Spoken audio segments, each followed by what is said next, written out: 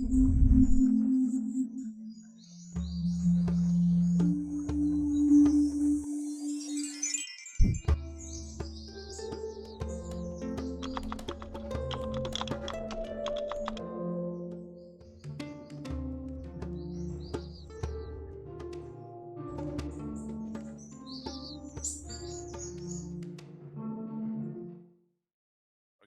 we are going to start. For us, it is a great pleasure, and we are very honored to introduce Professor Maxim Kontsevich from the IHES Bureau-sur-Ver, France. Professor Maxim Kontsevich graduated from the Moscow State University in 1985 and received his PhD under the supervision of Don Zagier in Bonn in 1992. And the research of Professor Kontsevich was distinguished by a lot of very prestigious awards, including European Math Society Prize in 1992, Fields Medal 1998, Crawford Prize in 2008, Shaw Prize, then Breakthrough Prize in Physics, Breakthrough Prize in Mathematics, and we can continue on and on. So please, Professor Kontsevich, start your lecture. Okay. Okay, thank you very much. In fact, I was able to join this from something else, I suppose. Okay, yeah. Let's start with a very basic observation, which is absolutely elementary. Suppose we have n importantly algebra. All rational numbers could be infinite dimensional, doesn't matter. And it has several subalgebras.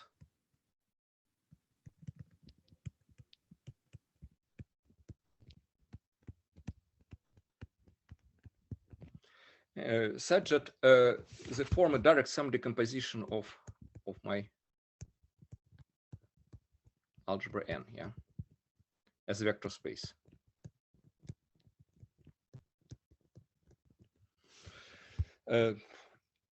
Then we have corresponding groups. I'll call it like n, containing n1 and k group, corresponding nilpotent groups. And we can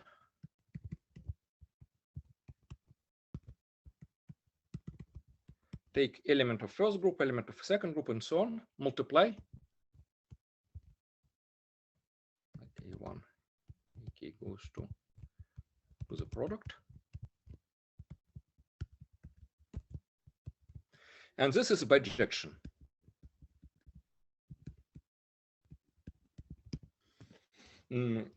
It's obvious for abelian algebras, but for non-abelian one, you just go to filtration by commutators, and you see that step by step you get a bijection.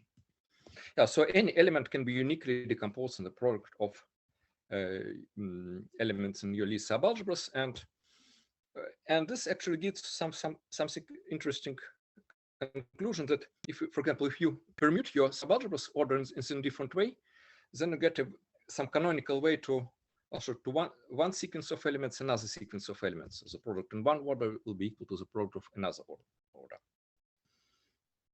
Okay. So, can I ask a stupid question? So if it wasn't nilpotent, then this wouldn't necessarily be a bijection. It would be sort of a locally. Yeah, if it's not nilpotent, it's not a bijection. It's only a neighborhood of okay. elements, something like this. But this is pure algebraic question because I don't speak about neighborhoods. And now consider the following situation. Suppose we have a Lie algebra over Q,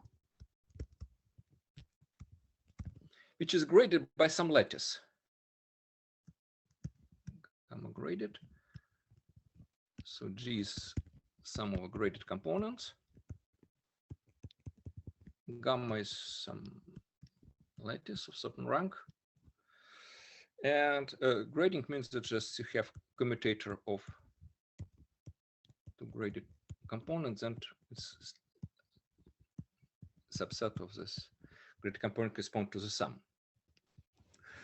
Okay, so if you have this graded Lie algebra, then one can do the following. One can fix a some cone C, which is in gamma R. So it's my lattice tensing by R, so it's RD. Suppose I have a closed street cone. So the closed cone, it doesn't contain any line. Convex cone.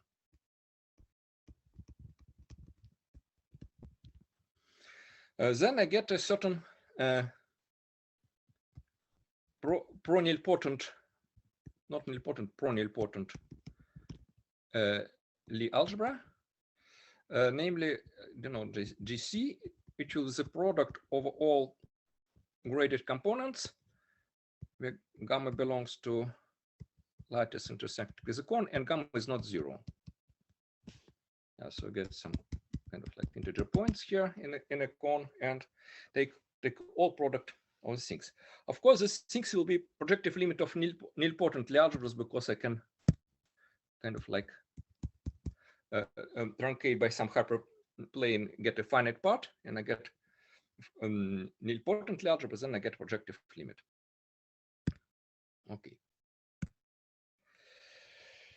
So we get many pro-nilpotent Lie algebras, projective limit of nilpotent ones, and then we try to apply this previous decomposition. So we should decompose this my GC to the product of subalgebras.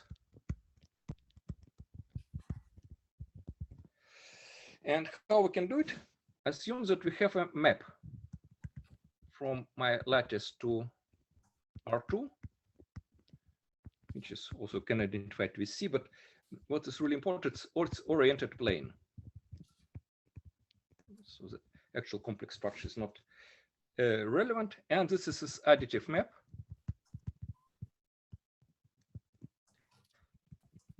And such that if you apply Z of my, let's say, cone minus 0, then it belongs to some open half plane.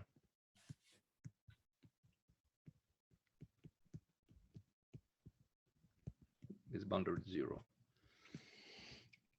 Also, what does it mean? That we have our cone, we project to plane and project to some kind of sector of which is strictly less than 180 degrees.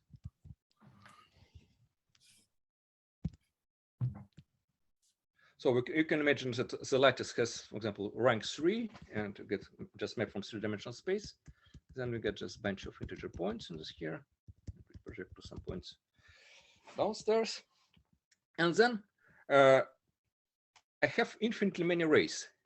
Namely, I consider rays which pass through point 0 on the base plane. Through some point on the image. So consider all rays of the form.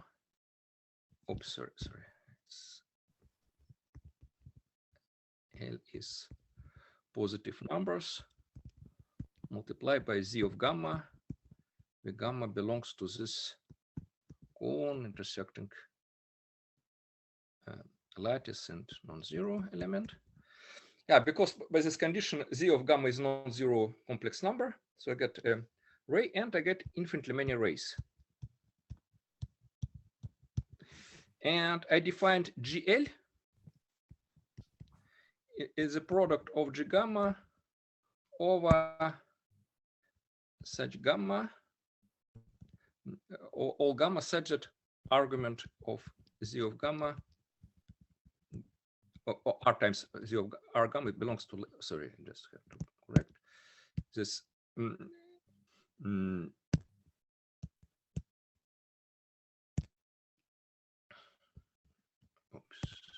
Z of gamma belongs to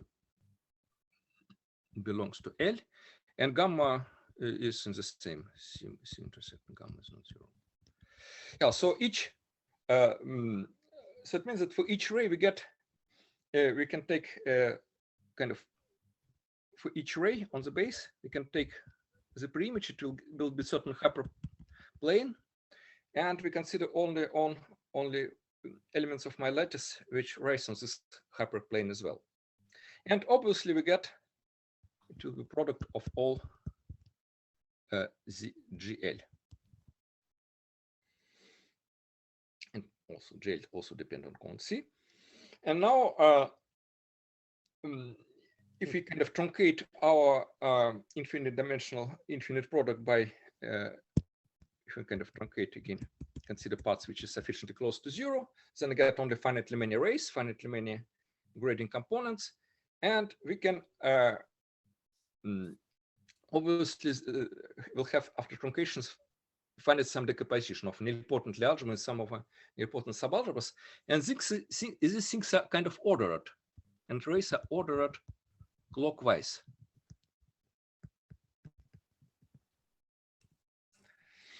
And what does it? So we can write truncated element as a product in clockwise order, and then we go to the projective limit when the truncation goes to infinity. And what we get the following conclusion. Oh,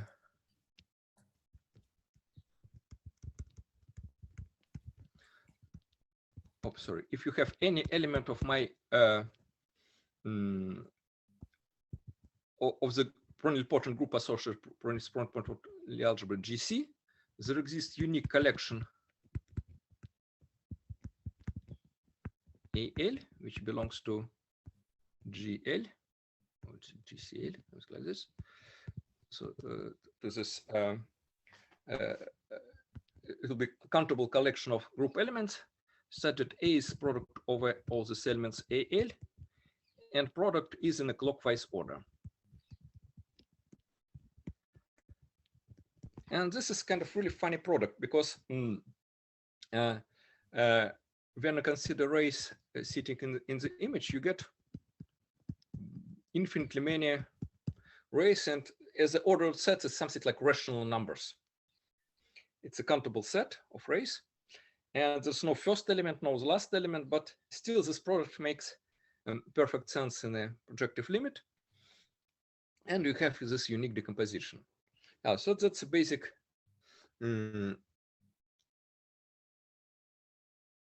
example of the structure which appears. Sorry, can I ask another stupid question? So the projective limit is when you truncate.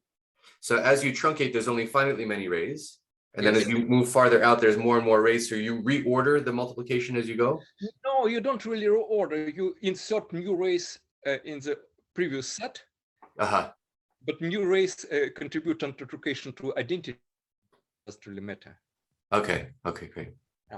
Yeah. So it's some kind of really funny new types of infinite products, which not very usual when you get order your factors by set which is not like totally ordered. It's not finite, it's infinite, but it's really like rational numbers. And there are several examples which we can provide with this thing, and maybe I'll still can stick with this general theory. So this general theory is essentially almost empty. We have this notion of rays, and this decomposition is a total order. And now I'll probably let me try how to. It's better to proceed. Maybe I'll go to some basic example which will play the central role in all story.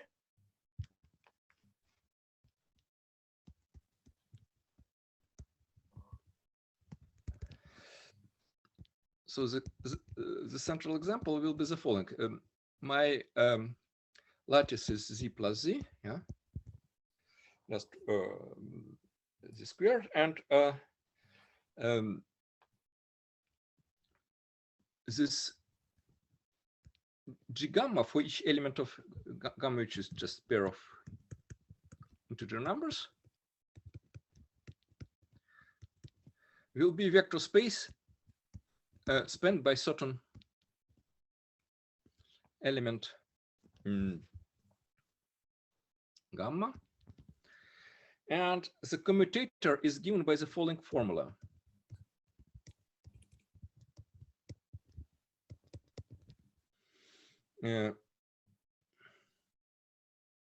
By the way, in this maybe I'll just say it's a more general example. Gamma is any lattice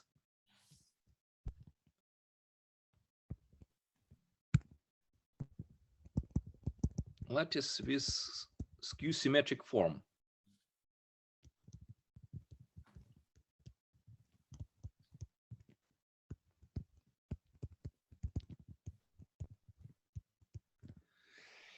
And then there is the following Lie algebra.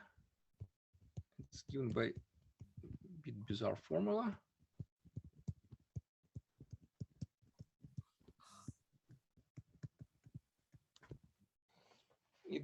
It is given by such formula, and one can check its Lie algebra. Actually, I explain what is it. Yeah, so there is this strange factor -1 to power skew symmetric pairing. In fact, you can one can remove this factor applying certain automorphism, multiplying by certain plus minus sign, and that what you get Lie algebra of functions on some algebraic torus with respect to some Poisson structure. For example, if gamma is z plus z and skew symmetric form is up to sign standard one, then one can consider the following thing. We consider Laurent polynomials in two variables. Let's say, how do these variables? Something like x plus minus 1, y plus minus 1. Consider Laurent polynomials in two variables, and with a bracket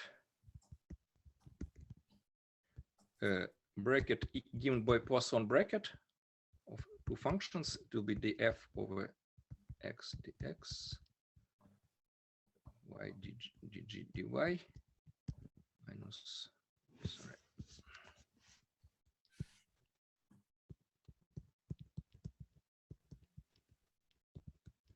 it's Poisson bracket in logarithmic coordinates, and E alpha beta EAB will be something like -1 to power AB, x to power E, y to power B. It will be up to sign monomials. Yeah, so that's the basic examples which of graded Lie algebra in the whole story of Donaldson-Thomas invariants. There is this little generalization called quantum torus. I will not go to it. Excuse me, but what is the cone and map to the plane in this case? Oh no, there's no cone yet. There's no cone yet. I'll just describe you what is a graded Lie algebra, and I didn't describe what is a map from this lattice to complex numbers as well. Okay. Yeah, but I just want to introduce some kind of like basic element, TAB. The element of the group, one can write it again. It will be a little bit up to sign mistake, which I cannot guarantee. Yeah, if for any pairs of numbers such it is not, oops, sorry, not equal to 0, 0, I defined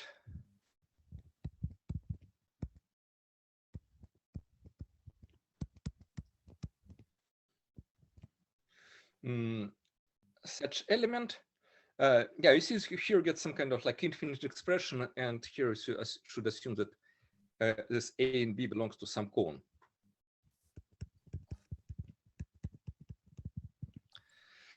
Yeah, so you get such element, but this element, it's actually looks mysterious. You take sum over 1 over square, something like some logarithms, and if you interpret your kind of groups associated to cone as some kind of diffeomorphisms of certain domains, some series in x and y, this can be seen. It's actually the following map. It's x goes to 1 minus, again, this stupid factor, x a y b to power b, y minus this, the same stuff. It's actually such transformation of a torus which is expanded in Laurent series. And Yeah, sorry, so and that how are A and B related to alpha and beta? it's oh sorry, it's A and B. Ah, it's precisely okay. Thanks. So it's the same numbers. Yeah. And now there are a couple of identities. So that one of identities is like this. So there are actually two interesting identities in this game, which you can write explicitly. We take product of two birational. This is actually birational maps. Yeah, we take product of two of them. We get product of is equal to product of three of them, or another. And here, what will be my vectors?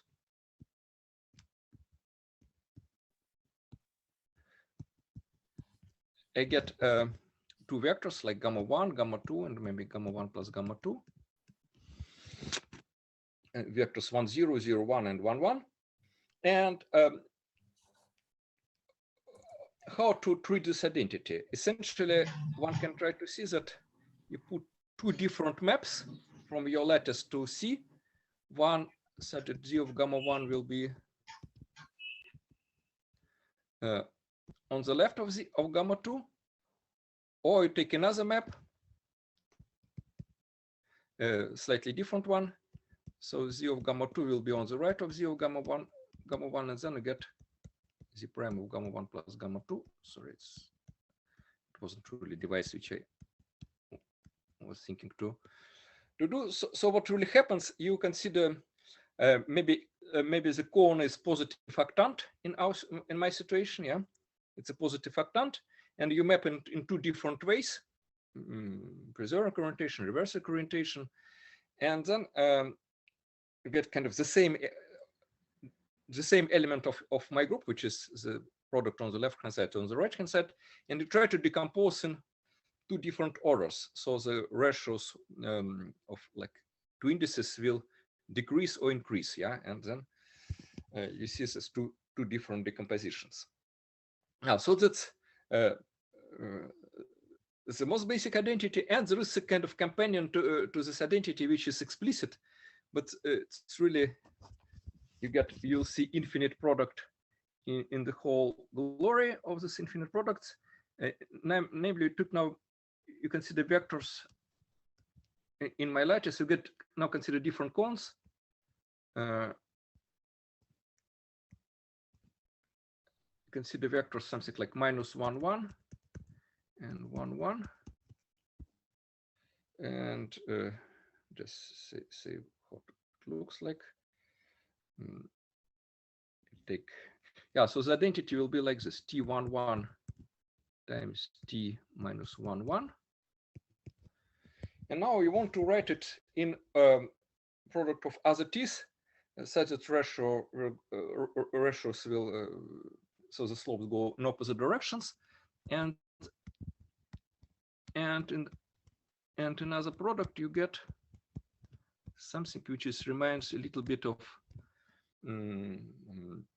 root system for affine algebra.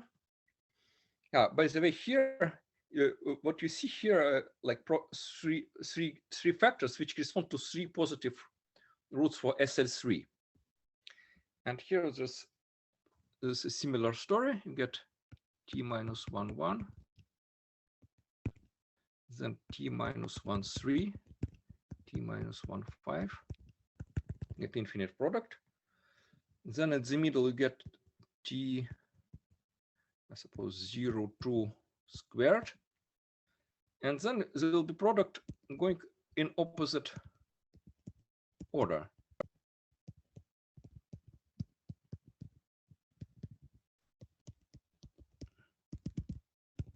So you see that it's here when you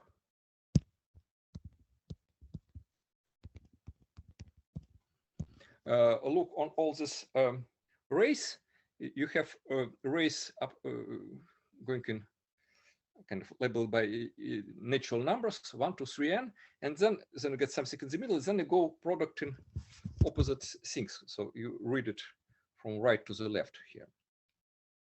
That's kind of a good situation. We can still treat as kind of ordered product, or maybe inverse to ordered product in usual sense. And this is some kind of infinite identity for the symplectomorphisms. And yeah, essentially,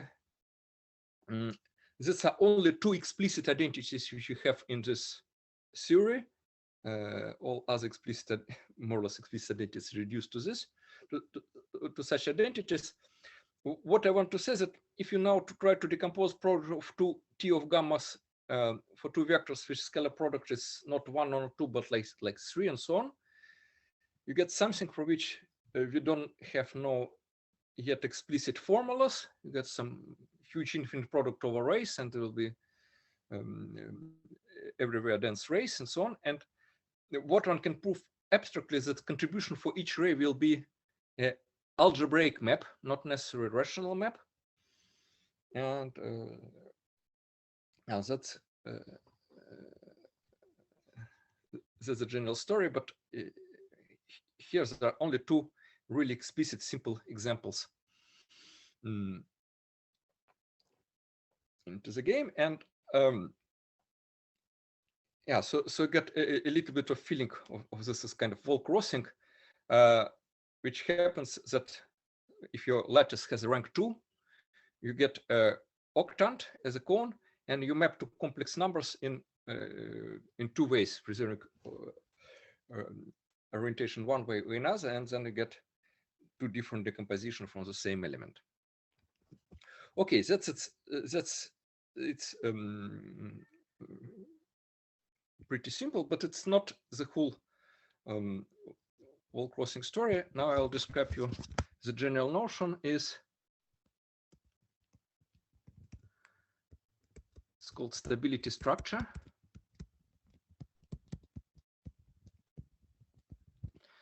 And the name comes to the relation to theory of Bridgeland stability, which I'll talk a bit later. Yeah, so what's a stability structure? You get Lie algebra, which is graded by this lattice. Sorry.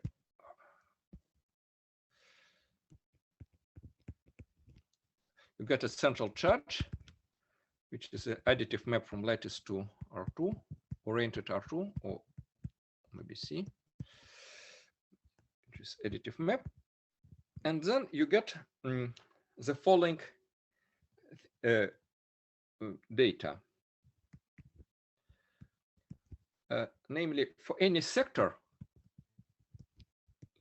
in C, and sector denoted by V, and sector could be maybe semi-closed. It could be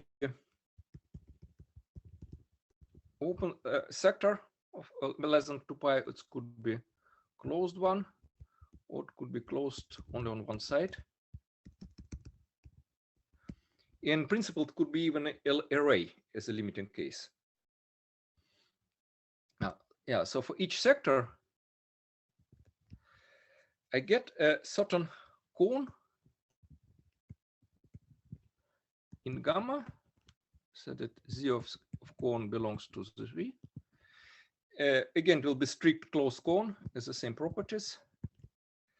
And I get certain element of the corresponding group.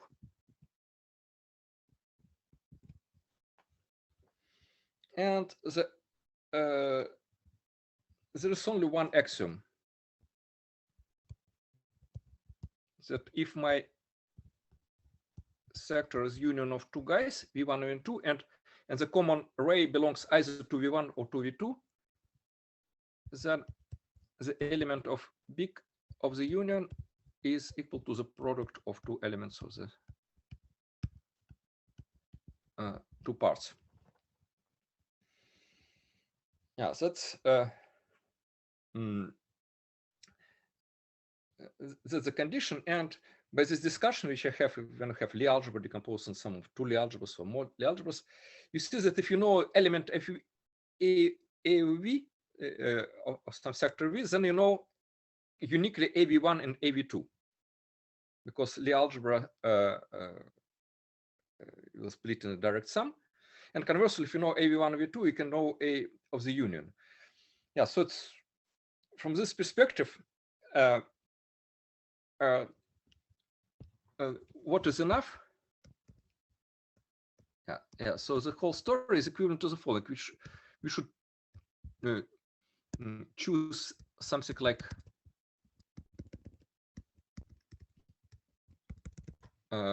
four semi-closed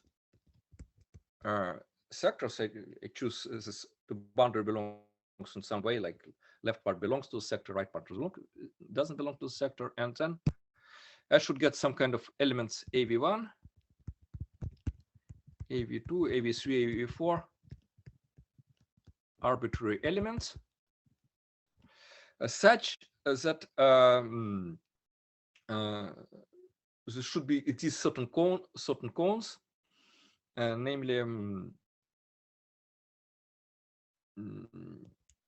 namely for each sector on. Oh, sorry, how to draw it. Yeah, so get my decomposition of my plane, and then for each sector like this, I should choose some kind of cone CI upstairs, which projects to corresponding octant. Yeah, so there's really not much to. There's really no interaction between them, or eventually using this decomposition with respect to race.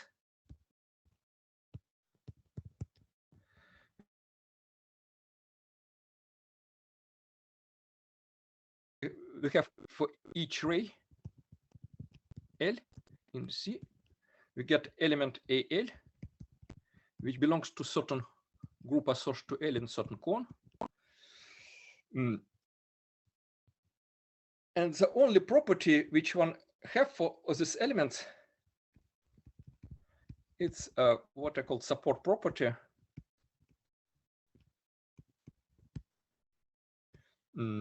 Which is very dumb, but this really plays the central role in the whole story.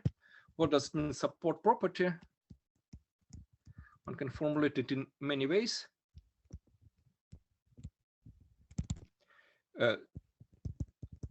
Pick, for example, pick a quadratic form, a kind of positive definite quadratic form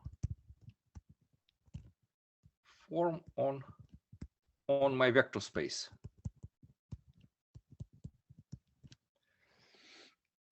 And then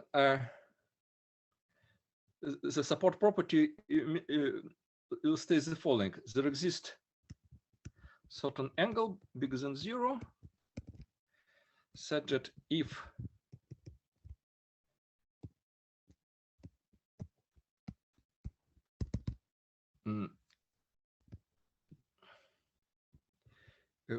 angle between gamma and kernel of the R is less than theta 0, then such elements of a lattice and corresponding race will not such elements of the lattice will not contribute to this decomposition of logarithms of my elements. Such that so the property will be, say, the following one. So that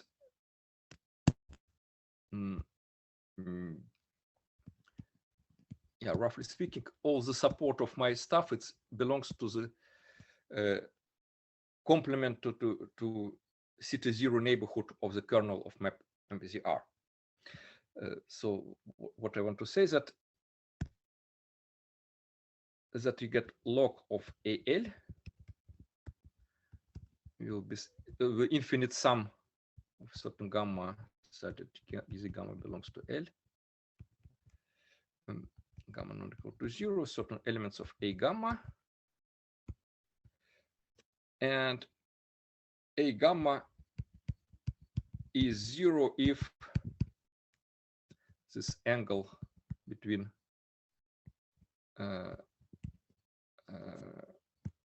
is if gamma is too close to the kernel of this map.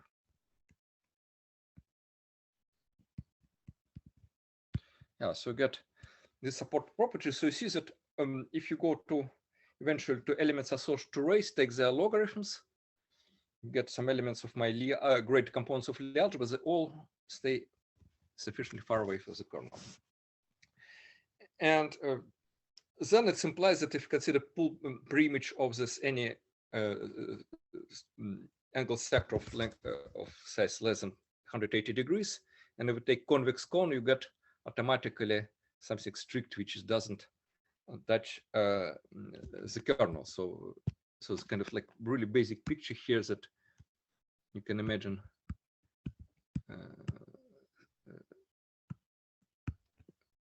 like map from R3 to C. And now take here arbitrary sector of length than 180 degrees, and then I take pull back and intersect with this domain to get something non-convex. But this something non-convex can be made into some convex hull. And the convex hull projects kind of properly to R2. Okay, sorry, I don't hear any. Are you all around here? Hello? Yes, we are. Yes, yes. We are. Okay, yeah, because I don't see any feedback, so kind of it's a bit lost. Okay, yeah, so that's really very weak property, and but this already support property gives you something quite remarkable. It gives you automatically one parameter family of convex cones.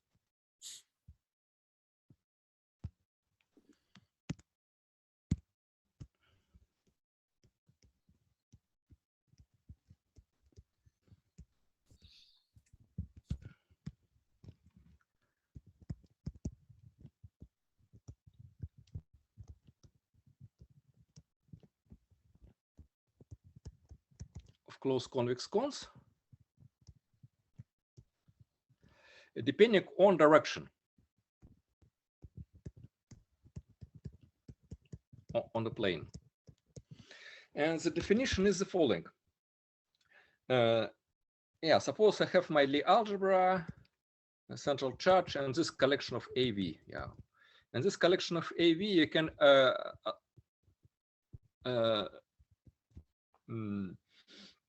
associated by some collection of A gamma in my Lie algebra, such that gamma stays far away from the kernel.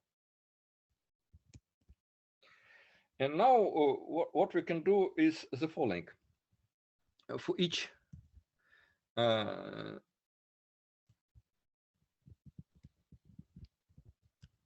closed sector of size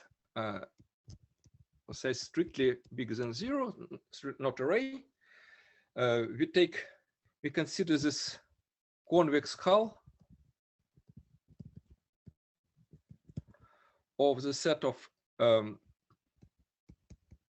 R times gamma, or such gamma such that Z of gamma belongs to my sector and A of gamma is non-zero. Yeah, so I get this convex hull where I should enter, which controls this Lie algebra for which elements that correspond to the sector should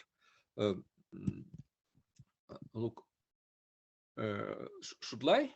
So I get this convex hull, and then I take a closure. I get a closed convex cone. And now I'll try to get the consider the limit of this closed convex cone.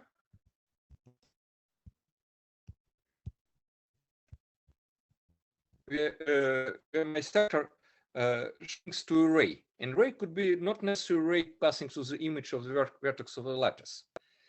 And what happens in the things, you get some family of convex cones,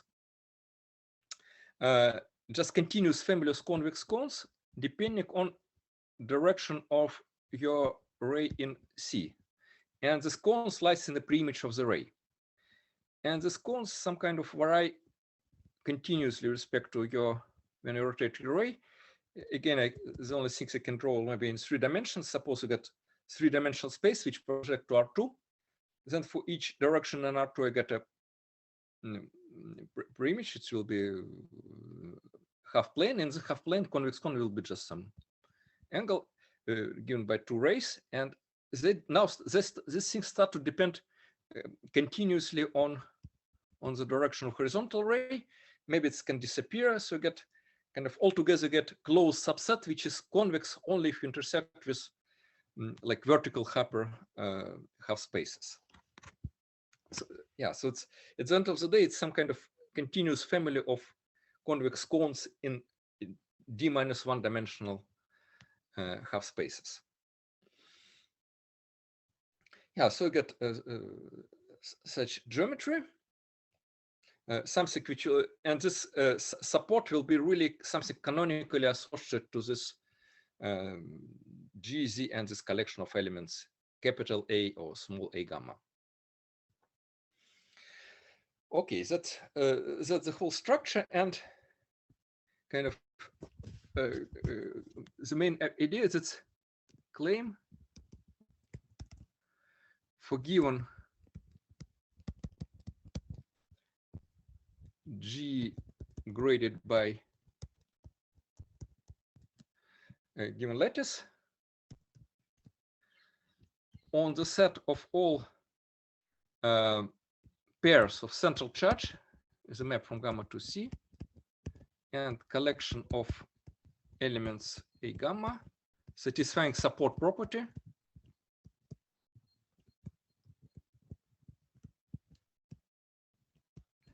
there exists some natural topology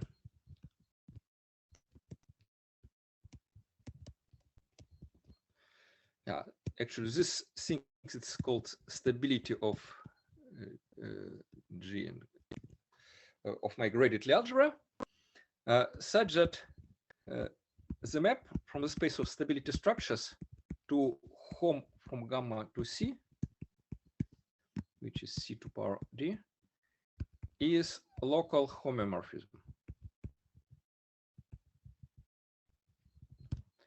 Actually, the topology is Hausdorff topology. And the corollary is the following. This space will have connected components, and connected components will be some complex manifold, which maps locally, which maps to C to power D, and the map is locally homomorphic isomorphism. Now that's that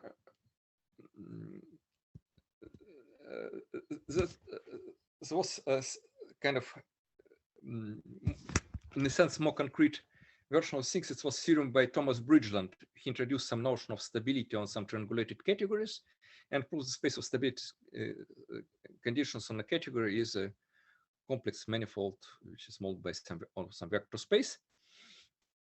And this general definition says that you need just some abstract algebra and some grading, and then automatically get these things. What is similar to? It is similar to what? To the following thing. Again, consider CD. Consider some point in a complex vector space plus a germ of analytic function.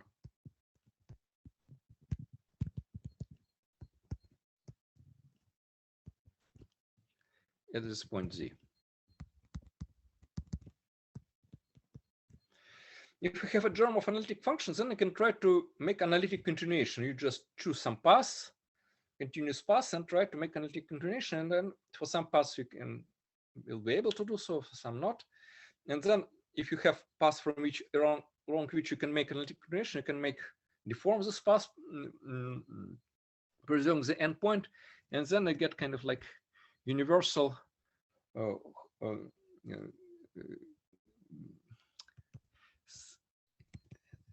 something like Riemannian surface, but it's not even the Riemannian surface of my germ phi. It will be some universal manifold on which my this analytic continuation will be defined. So there are many ways to see it. For example, one can consider the following things. You have a sheaf of analytic functions on C to power D. You get this sheaf of O analytic, yeah, this sheaf. And then for this sheaf, you can consider all possible germs, point on your coordinate space CD and the germ of analytic space. Consider space of all germs. And the space of all germs has natural topology. If you have germ of analytic function at some point, then you get germs. Choose a representative. You have germs in nearby points. So it's actually natural topological space. It's called a Étale space for a sheaf. It can be defined for any sheaf. But for such sheaf like an analytic function, you have uniqueness of analytic continuation. This Étale space, it will be just disjoint union of complex manifolds, which maps locally homomorphically to C to power D. Yeah, so you get this universal manifold which maps to C to power D, and under projection you can make several branches mapped to the same story. So this kind of complex analysis in many variables is devoted to study of this connected components. I think they're holomorphically convex. Yeah, so you see that for each germ, you have this universal connected component of analytic continuations, and you get some kind of nice, what's called Étale maps. And what I claim is that stability structures on graded algebras, which is purely abstract algebraic game. There's really nothing about convergence, only this stupid bounds for support property. Also gives similar gadgets. You get some kind of like connected spaces, and such that if you know, it will be analog of Taylor series at one point. If you know stability structure at one point, then you can recalculate moving through the past at any other point. Yeah, so what is this remarkable topology on the space of stability structures?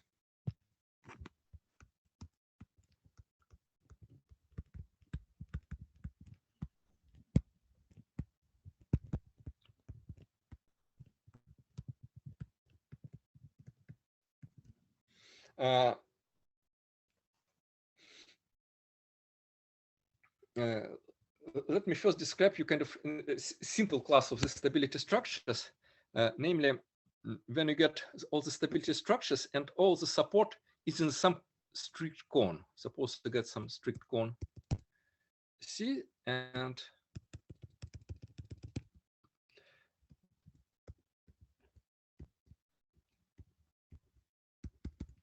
I project my Euclidean space RD to C such that my cone stays is the image will be a sector of less than 180 degrees. Yeah, so the situation when this collection of elements is really supported in some this cone, then the topology will be the following. I recall that I have this kind of like one big element in some group, in certain group corresponds to certain cone, and now I start to vary a little bit this linear map Z. If I vary a little bit, then the image of my I think will be still stay in the half plane, and I'll say that I get just the same, keep the same element, and change projection Z, and then I decompose A of V in various ways depending on how on my linear map Z. So you get maybe Z0 again for any Z close to the 0. we can write AV, we can write again uniquely in AVL,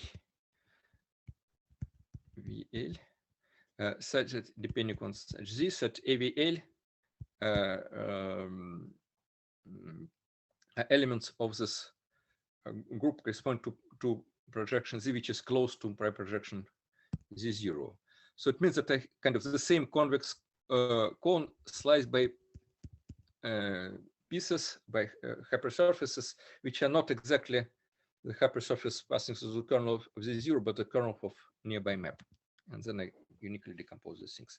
Yeah, so that's a rough idea that kind of we of this topology, that we deform such things that in a sense nothing changes in, or this kind of total product doesn't change.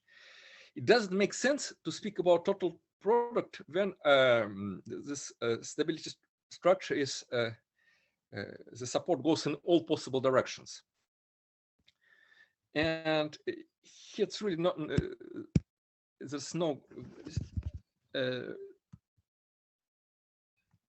are several ways to describe what is going on. One can do like this. I recall that with all the support property, I can see that it's all sits in this kind of like domain which I draw, which algebraically can be described like the following. You have RD, and we have quadratic form of signature D minus 2D, D minus 2, 2. 2 will be along the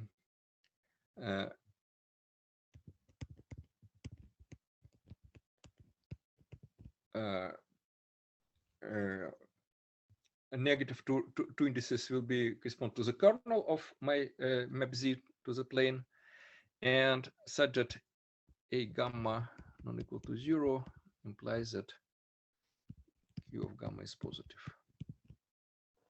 Yeah, so the support stays in this domain, which is kind of homotopy equivalent to R2 minus 0.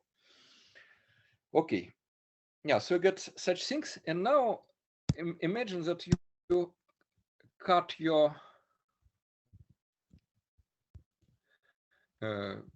this domain by certain hyperplanes,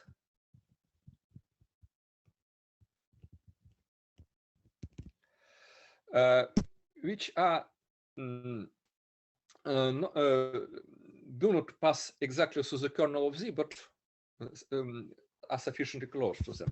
And you cut by finitely many such pieces. And these hyperplanes are ordered cyclically. Then I get a convex hull, convex hulls, convex cones, depending on two subsequent indices, namely, I take hyperplane HI, hyperplane H plus 1, consider domain in between, and maybe keep one part of the boundary inside, one part of outside, and intersect with this inequalities, and take a convex hull. Yeah, so I got certain certain cones and certain groups. And what I claim that the stability structure before I vary central charge can be given by arbitrary elements CII plus 1, whose logarithms are supported in corresponding cones, without any constraints whatsoever. In particular, the previous elements, when I consider pullbacks of angle sectors, it will be hyperplanes which correspond to really pullbacks of rays. But I can do slightly different things, and the description of topology will be the following. I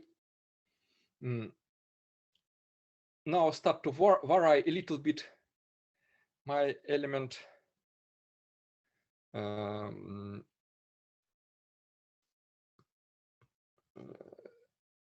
I start to vary central charge and do not change this element in corresponding to this convex cone CI plus 1. That's a bit hard to explain, but maybe one can do it do it like this. So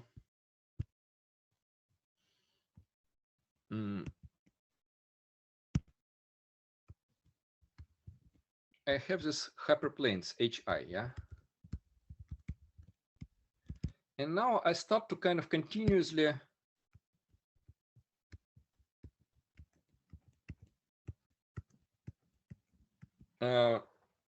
interpolate by family of hyperplanes from HI trace plus 1, get some kind of slicing. And what I claim, I just, if I choose arbitrary elements of subgroup corresponding to intersection of my this hyperplanes HT, roughly now kind of T will be it will be continuous parameter.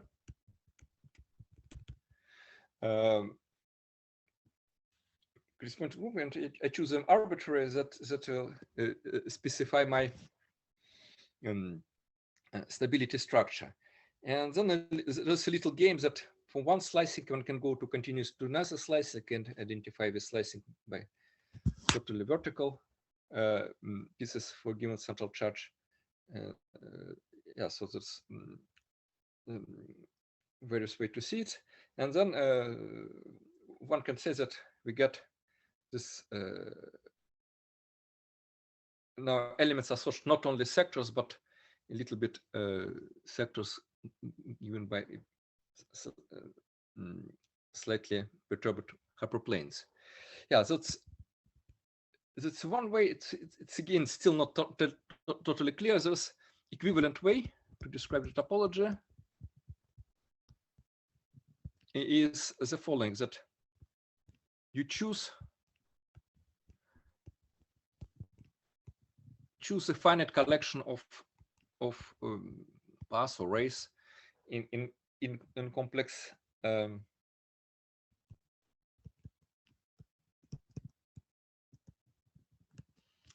can choose any finite collection of rays which has nothing to do with the projection, and then for each ray you choose a sector which goes on the left and right less than 90 degrees, and over this sector choose a high dimensional convex cone and arbitrary element, get L alpha, and you get some sectors C, get sectors V alpha, maybe with B decrease L alpha, and then I choose some cones in RD which projects to V alpha, and then choose arbitrary elements of these cones. So this will be kind of something which is not exactly stability structure, and you can see that you can have some kind of redundancy, because even these cones could be intersect arbitrary, these concepts that are not disjoint. Yeah, so get just a bunch of elements of some group associated to some rays, and now start to introduce some equivalence relation. Now you start allowed to little bit rotate the ray such that it's still stays in this angle sector, or what you can do more, you imagine that your ray deform to just two arbitrary rays, and you choose this kind of element from which I don't really have the notation. I know something like BL, any element which was supported in this picture, and you write in as a product of two elements. It's not canonical product, because corresponding cones upstairs intersect not trivially, but it chooses arbitrary non-canonical way, and you introduce equivalence relations, and then one can show that equivalence classes are given exactly by this stability structures. That's actually, it's a more convenient language to describe stability structures, because in general, stability structure get very, very complicated data, infinitely many arrays, some canonical elements, and here can choose some kind of representative, which is kind of nice. And you should kind of like finitely many representatives, and in practice will be finitely many like algebraic transformations. So something you get finitely many kind of finite data which you can send by email, and like finitely many arrays, finitely many explicit like polynomial maps or algebraic maps. So it'll be non-canonical representatives, but it controls the things better. And in this language, the topology is also trivial. It kind of keeps the same else, keeps the same element BL, and vary a little bit the central charge. Yeah, so that's the most tricky part of the whole story. Maybe before going to the break, I'll just give you a main geometric example of where the things appears in kind of geometry and mathematics, not in abstract algebra. Yeah.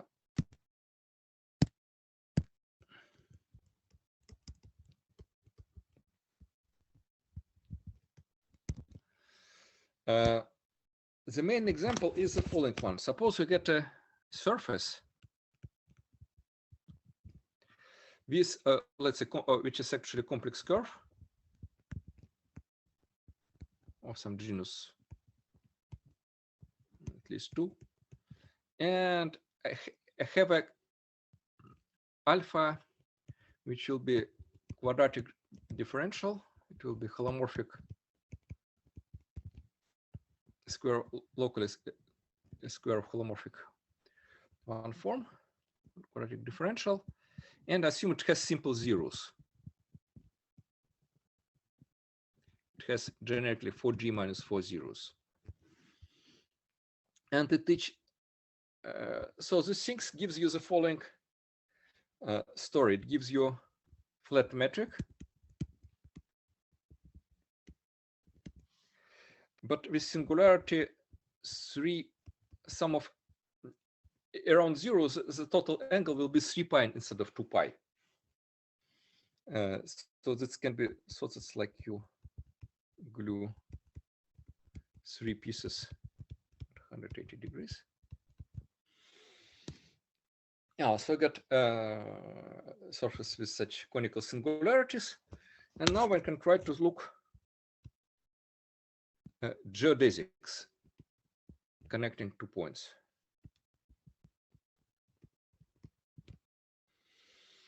And what I claimed here, get a stability structure in certain graded Lie algebra, and in fact, when you start to move, vary your quadratic differential, then your geodesics will appear and disappear, and it's governed exactly by these rules of wall-crossing formulas. So what is this lattice here? This lattice is the following. You consider first yeah,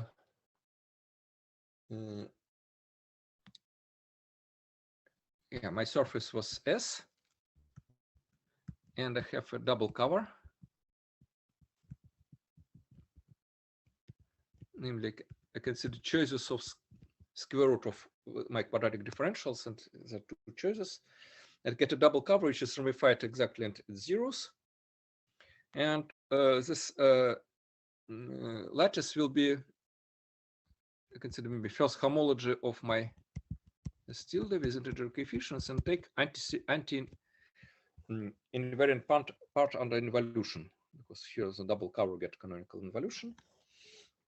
And each geodesic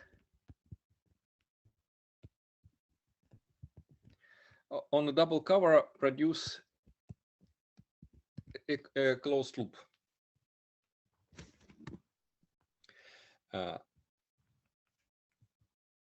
geodesic on S produce a closed loop double cover. And then this lattice carries intersection pairing.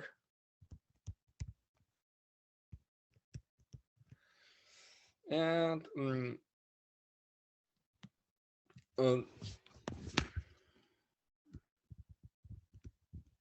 the claim is the following one.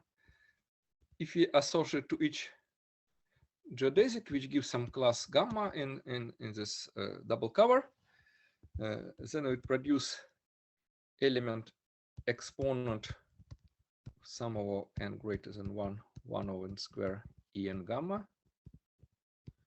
It was exactly as one of formals from which I start. You get this corresponding element a gamma. A maybe it depends on array. You have these elements, and also do something for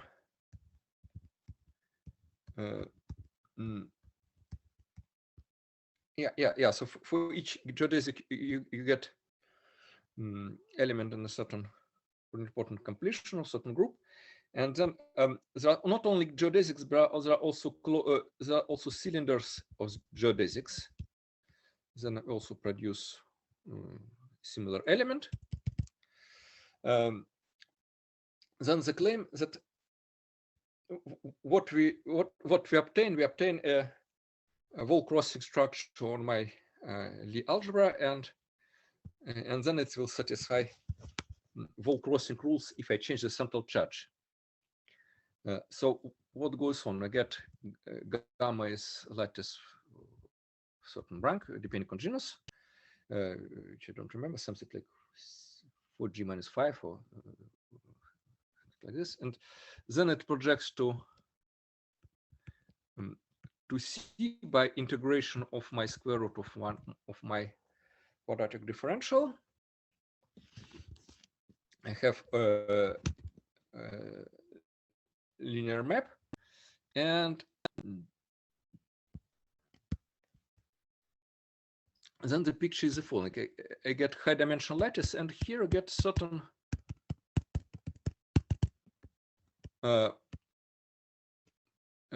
points where I get actual geodesics, which in general lies in the complement to this codimension two things.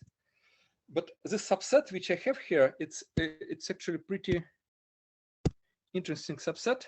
The support of this wall crossing structure is kind of close to two-dimensional. It's a subset of a lattice, and the claim it's sufficiently close to two-dimensional subspace. And the whole structure is very, very complicated. It is not uniformly close to two-dimensional subspace, and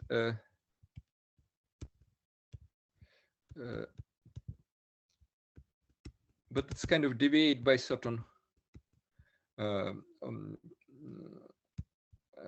If you are on distance L from 0, then the deviation will be of size S to power lambda. L lambda are typically some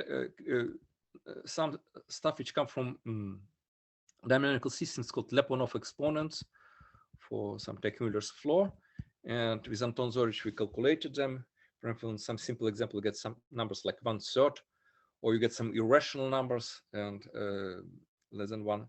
Yeah, so it's kind of pretty interesting fractal geometry, which appears into this game, and there are two kind of basic effects which can happen. You can imagine two zeros which are connected, three zeros which are connected by two geodesics, and you get certain angle theta. And if theta is bigger than 180 degrees, you get just you can have the following: theta can be less than 180 degrees. And then you get 3 geodesics. But now if you change a little bit your quadratic differential,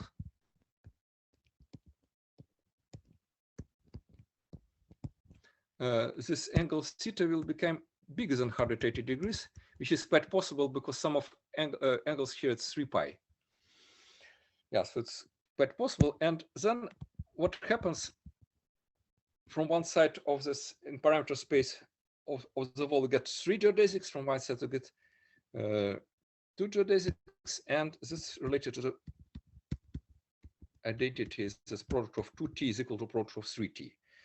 And similar story appears when you get cylinders. You get some infinite products, which will be the second identity, which I explained to you. Okay, so maybe I stop here and we'll make a small break, about maybe 10 minutes. Is it okay? Well, I think maybe we can continue without the break if you want. Oh, we can continue without the break, yeah, if you like, because I started Just really later. Yeah. Okay, thanks. Yeah. So you get this basic picture with geodesics on or subtle connections on surface with quadratic differentials.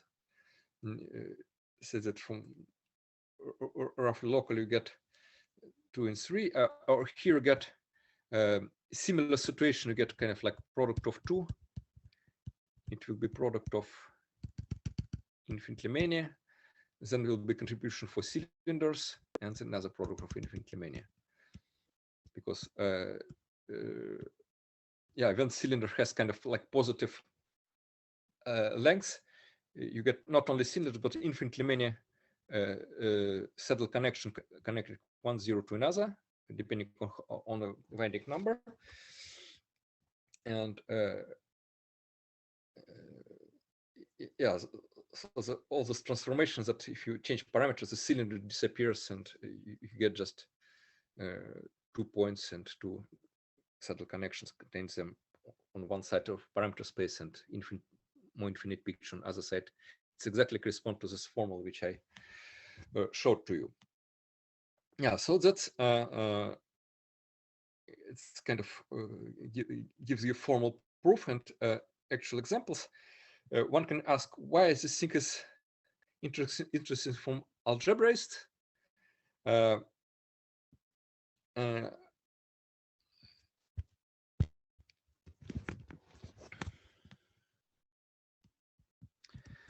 So I can make a couple of claims. This wall crossing structure corresponding to counting of geodesics. It's kind of really remarkable. In general, should mention some very high dimensional lattice, and we have projection. And I recall you that you can try to cut by some hyperplanes, yeah, not necessarily vertical one. And the claim is the following: assume that all hyperplanes for which we cut these things are rational. So it's hyperplanes in Rn, but they defined over rational numbers. And then it's really a very long story. There's some kind of geometric argument. Oops, sorry. All contributions corresponding to this hi and ha plus 1 are algebraic maps with rational coefficients. Yeah, formally, this has some kind of changes of coordinates in some high-dimensional algebraic torus, some form power series, but the claim that it's all those guys are algebraic maps, and in principle can work out explicit examples. And then what happens that all this structure is described by finite collection of algebraic maps. And then you start to play this game, decomposing in a clockwise order, which is a question which you can ask computer, kind of doing some form power series. And then at the end of the day, from these algebraic maps, you produce this number of gradient lines, which I found really remarkable. And this number of gradient lines, you see that it satisfies this kind of this complicated dynamical picture. It's a set which is kind of close to two-dimensional subspace, but then in certain direction start to grow with certain mysterious irrational powers. Now, so all these questions of dynamics follows from calculation with form power series for certain explicit algebraic maps. Yeah, so that's that's all the story was for quadratic differential with simple zeros.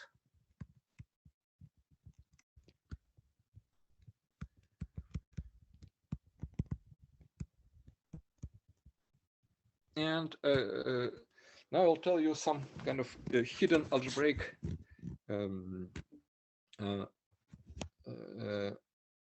explanation why we get this wall crossing formulas and so on.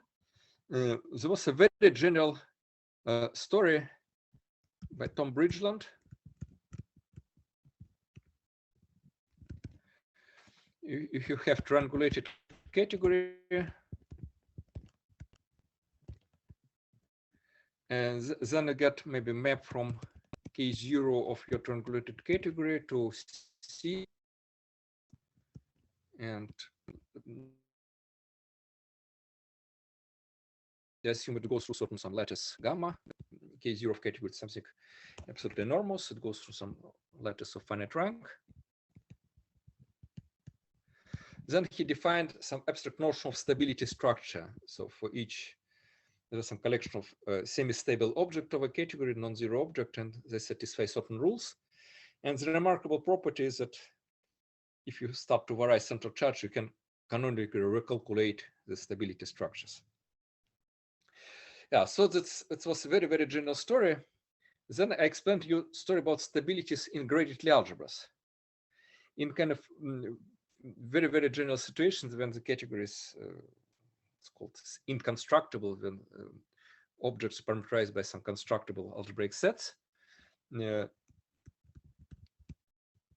Inconstructible case, there exists some enormous Lie algebras associated to this your category with a central charge, and such that this bridging stability gives the stability in this Lie algebra. And Lie algebra is something almost tautological. You can see the space of all objects is some kind of inductive, countable inductive limit of some finite dimensional constructible sets of your some field. And then you consider some kind of constructible functions on those guys. Introduce some Lie algebra structure. So we have in the paper with Jan Söbelman, yeah, so in fact, there was some kind of paper which we wrote with Jan Söbelman many years ago. It was never published because we never put it in really completely satisfactory form. We propose this huge Lie algebra associated to this huge class of categories, and such as this component of bridging stability will be component of bridging stability tautologically for this Lie algebra. Yeah, and this is Lie algebra is something for which you really associated category, you cannot really work on it. But then there was stories that if it's three-dimensional Calabi-Yau category, then this Lie algebra maps to some quantum torus Lie algebra, and then maps to this Poisson torus. This Lie algebra associated to the lattice and skew symmetric bilinear form, and then one gets something really something more concrete. And in this way, one get this stability structures in very concrete Lie algebras like Poisson or differomorphism and several variables. yeah, there was kind of for many years there was kind of hypothetical picture. If you get curve with quadratic differential, one can construct certain three-dimensional Calabi-Yau variety. Maybe not exactly, and then one can construct something called Foucault category of this. It's not coherent sheaves, but Lagrangian submanifold.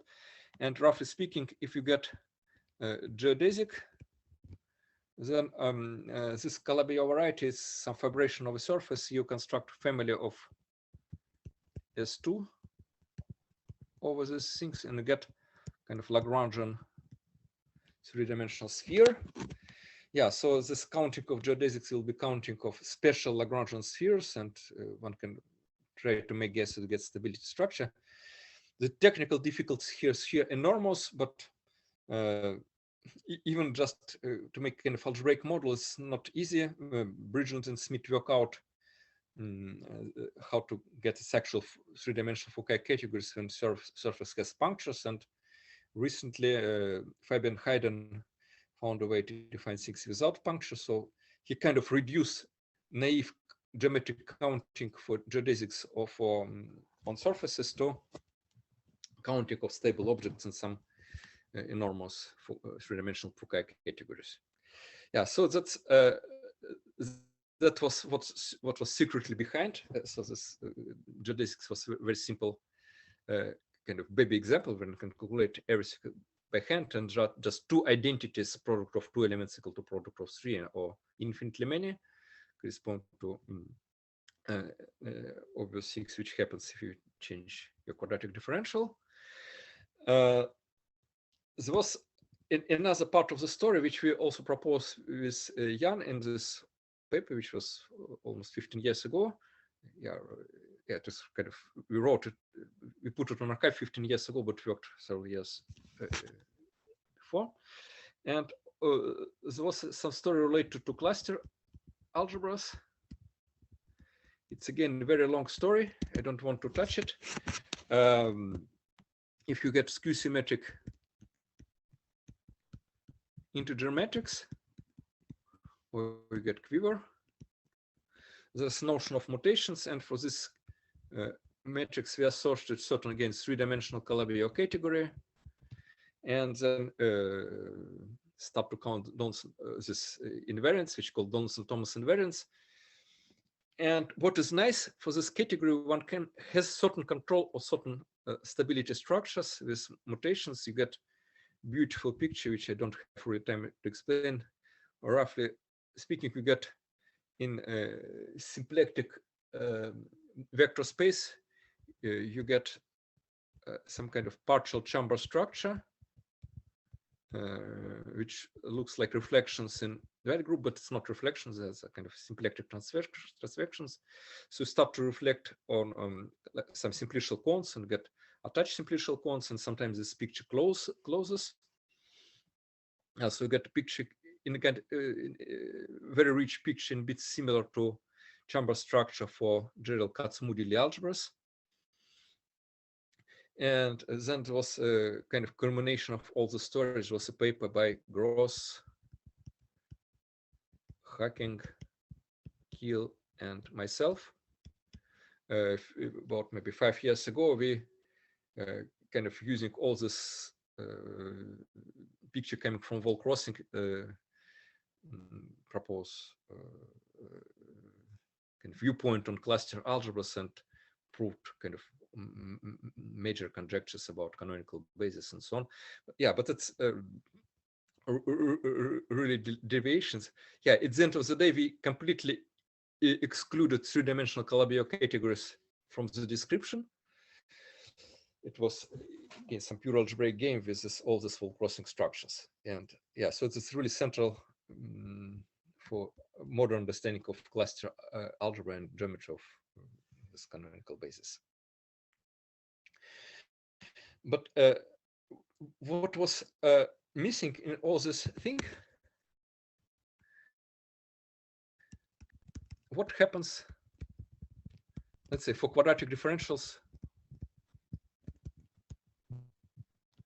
with non-simple zeros.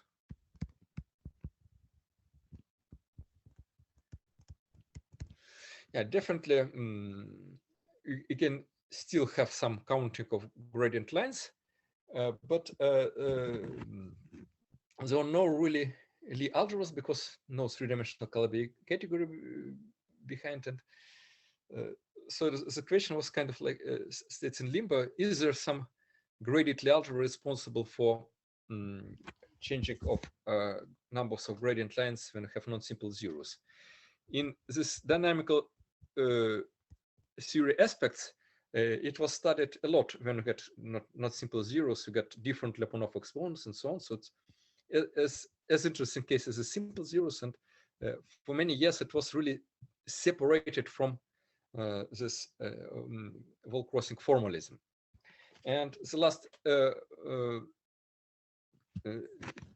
topic which I want to explain, it's recent new observation, again with Jan Soebelman. We realize there is a wall crossing formalism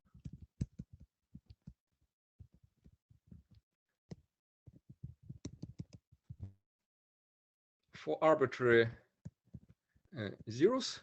In fact, it's also generalized to high dimensions in certain case. But what is really surprising, we get absolutely new Lie algebras, not the same Lie algebras which considered before, not this Lie algebras of Poisson brackets on some torus. So it means that even for simple zeros, we get two completely different Lie algebras controlling the same numbers. How many gradient lines? How these things can happen. In fact, there was some science for this story. I recall you this have this identity, yeah, something like this, yeah. Product of two elements is equal to product of three elements, and there is something similar. If you say that replace T10 not by symplectomorphism by 3 by 3 matrices. I can be mistaken up to sign, but consider just nilpotent matrices. Again, up to maybe Roderick, you get this identity. Yeah, so the same property holds just for in upper triangle 3 by 3 matrices instead of diffeomorphisms in two variables.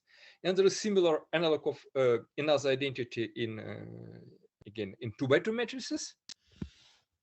And what is the general story here? It came from, so this Lie algebra will be matrix valued functions on some algebraic torus, certain rank. Yeah, so it's not a change of coordinates. It's much more. It's really different algebras, and one can try to say that change of coordinates is some kind of gravity, and here it's like gauge theory. Yeah, so it's you have different Lie algebras of different nature. Let me briefly explain you how wall crossing formula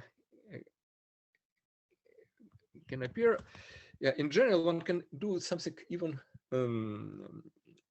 start not from the surface. Suppose I have a X is a complex manifold, and I have it will be like double cover of my surface. Originally, I have beta. It will be holomorphic one form, which could have maybe non-isolated zeros.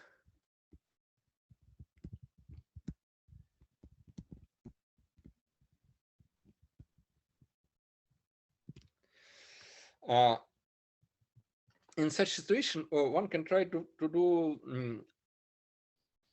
the following. One get zeros of my form beta, and near zeros there exists unique function so that the f is equal to beta and f at zeros is equal to 0. Get complex valued function, and then one can do the following. One consider cohomology of zeros with coefficients and with sheaf of vanishing cycles.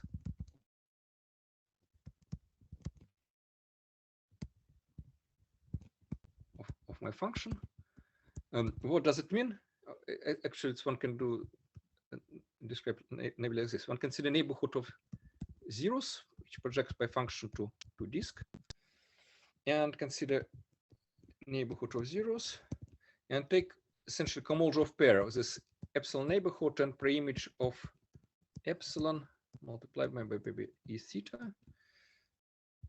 We see to a certain direction. Yeah, so you get actually some cohomology depending on direction theta, but depends on a locally constant way. So it's the local system on S1 of direction theta. Yeah, so you get some cohomology depending on the pair, and the key observation is that if I have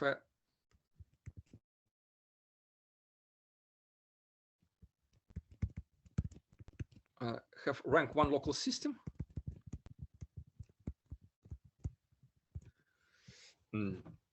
on my manifold, maybe trivialized at zeros,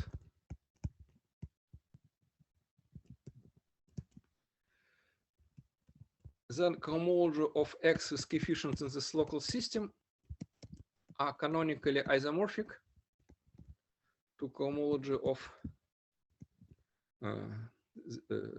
H theta, essentially. This cohomology with coefficients with vanishing cycles, which I explained before.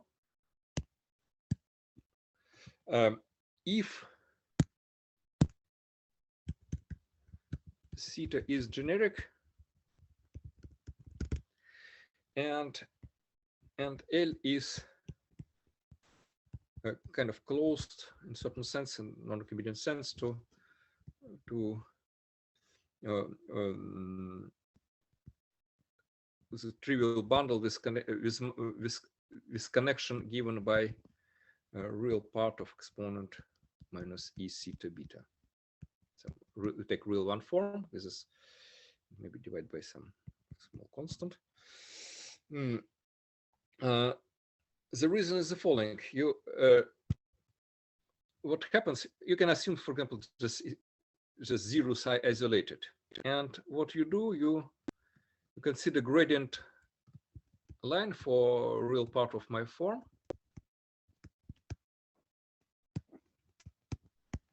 You get some Lefschetz symbol. And if I have a local system which decreases along this Lefschetz symbol, then I get well-defined homology class with coefficients this local system. And these things gives you a way to identify kind of like Morse critical point of your one form with homology class. And this construction is kind of stable if you vary a little bit metric for which you put gradient flow. The beauty of the story is that this object will not intersect itself, and, so there will be no gradient line for generic direction. And then I get well-defined identification of cohomology. Yeah, so with this, and then if you start to rotate this angle theta, because consider gradient flow for exponent minus e theta, real part of exponent of my theta, my form beta. And if your direction is kind of unfortunate, then I get analog of gradient lines. It's exactly correspond to gradient lines for this quadratic differentials, and then you get your identification will change. And kind of the main observation is that if so you get identification of homology of X with kind of generic local system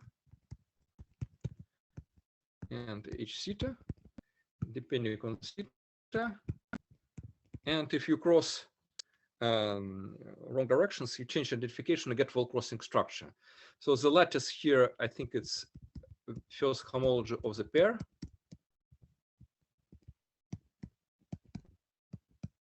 And the map is integration of form beta. So get this lattice and this Lie algebra, which you look here, it will be essentially kind of Laurent series with monomials labeled by this gamma with values with matrices will be endomorphism of this homology H theta. Yeah, so you get some matrix valued forms. And this is a very general situation. So it gives completely different story, not three-dimensional Calvia even for this quadratic differentials. You can go to double cover, get abelian differentials. And here I can tell you that eventually it reduced to some the following property. If homology class of beta, which is belong to first homology of X and zeros,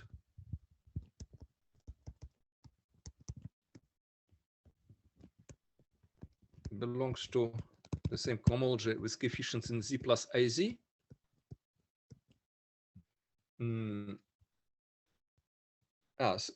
it's kind of really nice situation. In general picture, it corresponds to the fact that if you consider rational rays, then in the preimage you get rational hyperplanes.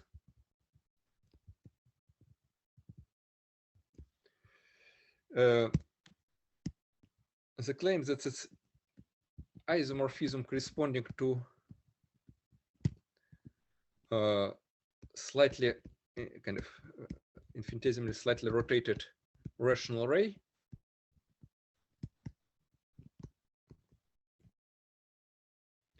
is a rational matrix valued function.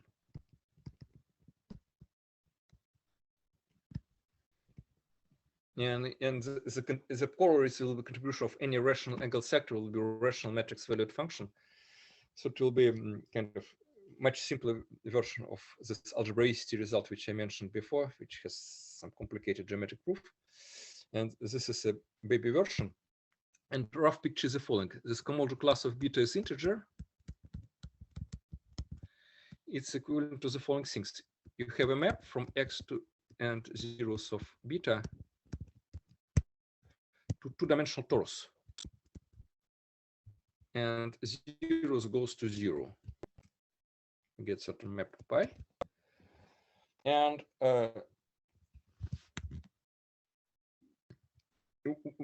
what is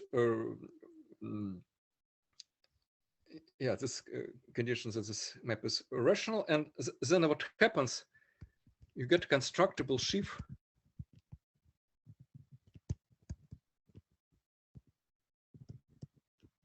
on torus with singularity at one point.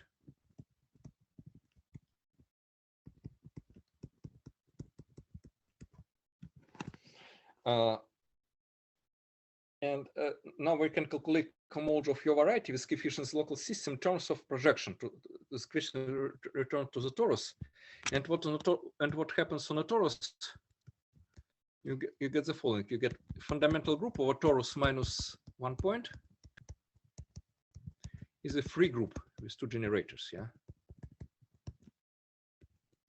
A and B, and so you get vector space with two maps, two endomorphism, A and B. Yeah, the structure of constructive sheaf is a bit more complicated to get something close to the point, but let's ignore it. And when you calculate homology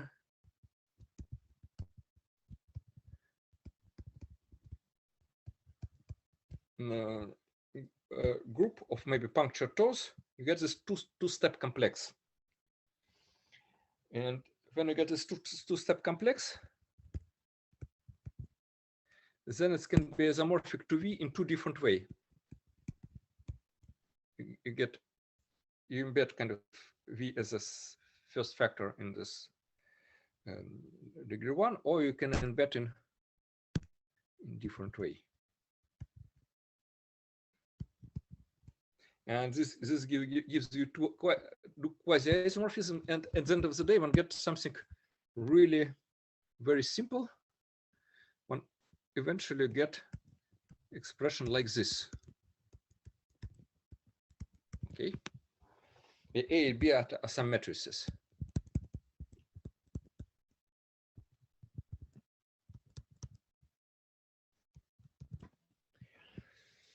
And the question, can we write it in an infinite product? It's 1 over A times 1 minus B inverse. And the answer is yes. It's again decomposition, certainly algebra. It's essentially Lie algebra will be the following. You consider Lie algebra, you consider just free algebra into variables A and B.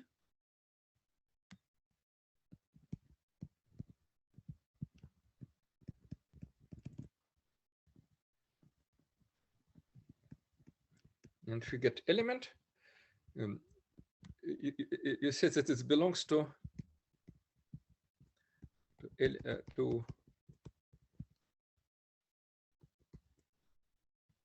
maybe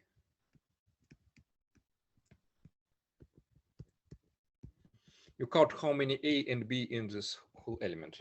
So you get associative algebra and use commutator as a Lie bracket, and you get graded Lie algebra graded by positive octant Lie algebra, and this Lie algebra we can try to write this product is infinite. You can write this infinite things as the product, and there exists also very nice canonical formula which I can leave you as an exercise, but there is some kind of, maybe I can give you a hint. There is some basic identity which looks absolutely impossible, but it's true.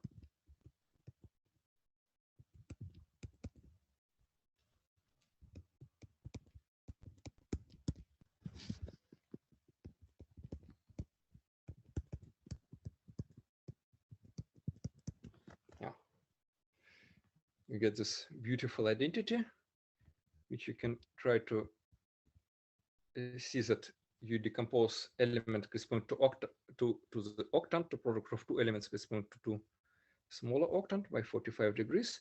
And then I can repeat it infinitely many times. You substitute it to itself. And then it gives you some huge formula. It will be A B inverse times 1 over A.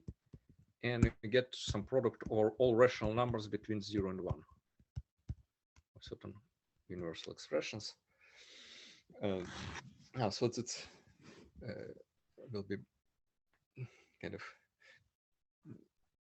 case of this wall-crossing identity in some universal setting for arbitrary two invertible matrices. Okay, thank you. Okay, let us thank the speaker. Thank you very much. Any questions? I would like to ask about this lattice gamma. If so, as I understand, it is very important. I mean, the correspondence of a lattice to the Lie algebra, so it should be always an abelian group, right? It cannot be in. This lattice is commutative. Yeah. Mm-hmm. Yeah. In principle, for Lie algebras, you cannot make grading by non-commutative group. For associative algebras, it's possible, but for Lie algebras, I think it's not. Mm-hmm. And what kind of dynamical methods do you use? It is a bit interesting. I mean, no, the story is that it's on the space of stability structures. I told you that it maps to C, but also says it maps to oriented R2. And in fact, on the stability structure, this action of the group of